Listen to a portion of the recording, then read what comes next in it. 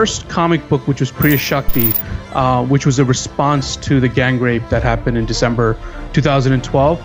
I've never at that point made a comic in my life. In fact, I didn't even understand the philosophy or methodology of comics. And I was a documentary filmmaker in New Delhi at that time. And I became involved in these protests that were exploding all over India. And at one of those protests, I spoke to a cop, a Delhi cop, and asked him what he thought about what happened to the person on the bus who was raped and eventually died. And he said something I was just like stuck in my head. He said, "No good girl walks home alone at night," implying that she either deserved it or she provoked the rape. So this idea that what he said to me sort of came into my mind. How, as a creative person, can I address this? Not only as an artistic statement, but also as a cultural statement. Because after what he said, I knew that the problem of rape and gender violence was not a legal problem, but a cultural problem. I, as a documentary filmmaker, looked at documentaries as the possible format, but I realized immediately that no one in India would watch a documentary about this. So I immediately realized that the audience for this project and who I wanted to talk to were teenagers, and especially teenage boys. And of course, teenage boys will not watch documentaries. And this again, had to go back to sort of my own childhood, growing up and living in India. What did I do as a teenager, as a young person? I read comics. I mean, comics were the huge thing back in the 80s when I was growing up, in the 90s as well. Comics, everyone read comics. So comics was the way to learn about what was happening in your country, culture, and also, there was a fantasy element to it, and I was very moved by that.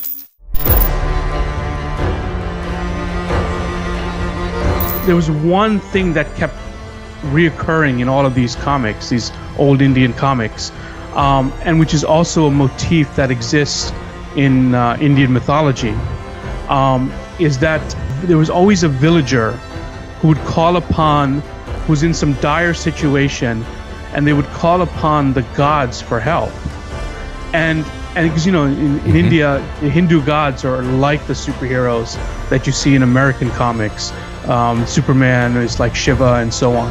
So they would call upon the Hindu gods, and often the Hindu gods would come down and help. But in reality, they caused more problems. And eventually we became the villager who would have to solve this.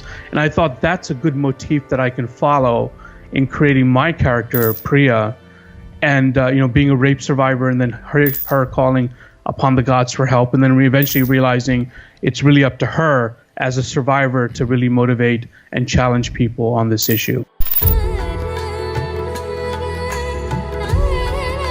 This topic itself and everything around it was completely new to me.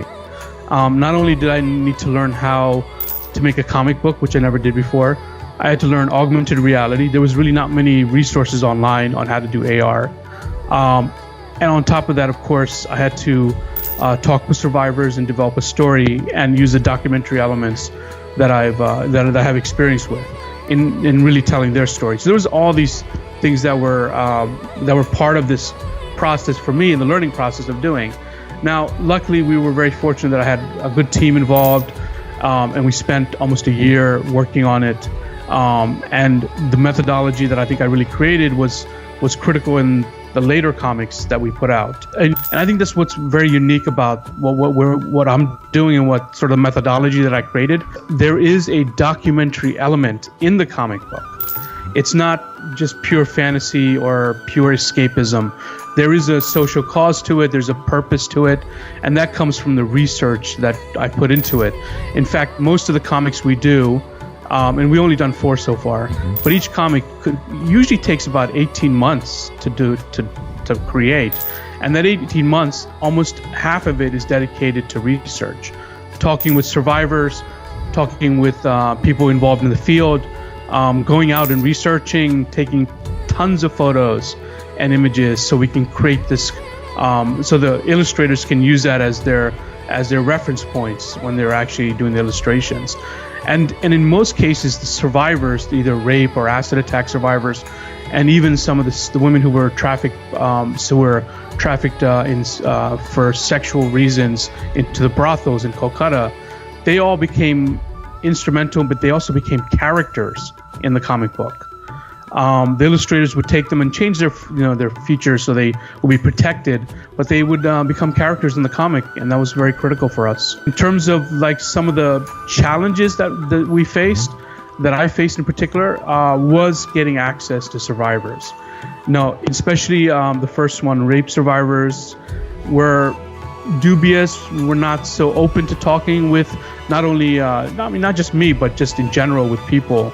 So that required a lot of convincing, of course, safety, protection of their identity, and so on. Because in India, the laws are very different than in other countries, meaning rape survivors are not given the right to talk about it in public. Yeah, I mean, if the press reports on a rape case and the survivor wants their name and their story out there, the reporter can't mention their names. They can't. There's so many restrictions in terms of that. Mm-hmm. So Priya is a combination of these survivors that I interviewed, gang rape survivors that I interviewed in northern India. So I ended up sitting and talking to them extensively. In most of them, I also audio recorded their interviews, and many of that ended up in the augmented reality elements of the comic. I literally, one day I was at the Sistine Chapel in the Vatican City, and as if you know from the Sistine Chapel, it's high up in the roof. There's many different panels, and I always joke around. The Sistine Chapel is probably one of the greatest comic books ever drawn. I mean, it is literally a linear illustration of humanity, and it's broken into panels, right? And I was there, and I was looking up at the artwork, and it's really high up, and I couldn't get any details. So at one moment, I just literally took my phone and used the camera on my phone and zoomed into one of the panels, which brought me closer into it. And I said, if I can do this, then there's a possible, why can't I put some kind of invisible layer or other elements on top of that? I didn't know that was augmented reality. I just said, this seemed to be the logical thing to do. So I went, got back to my hotel, researched online, and discovered it was augmented reality. And that was one of the elements we've introduced in the comic, and one of the first comics to do so. So the comic book, the Priya Shakti and all the comics, they come to life. There's not only animation involved, but the interviews of the survivors, I embed them into the comic. So when people, especially teenagers, read the comic, they first read it from page to page. They're taken by the illustrations, the story, and so on.